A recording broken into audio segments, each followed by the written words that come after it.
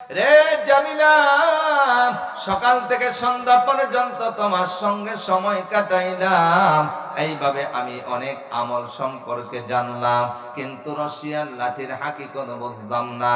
এই রশিয়ার লাঠি দিয়া কি করো? এবার যেন জামিলা চোখের পানিগুলা ছেড়ে ডাক দিয়া বলে, ফাতেমা রে,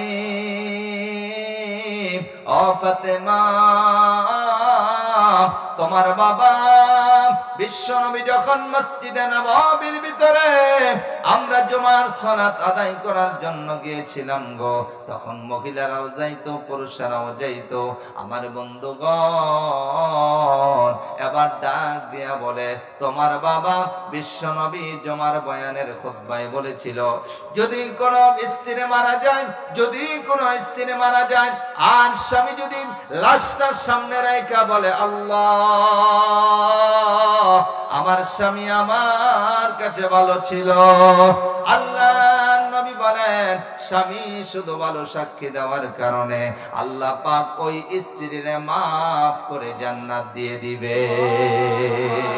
ওই দিন থেকে আমি সিদ্ধান্ত নিলাম, ওই দিন থেকে আমি জামিলা নিজে সিদ্ধান্ত নিলাম, আমার জীবনে যত কষ্ট হয় আমি কষ্ট করতে রাজি আছি, কিন্তু আমার এইভাবে স্বামীরে কখনো আমি কষ্ট দিব না।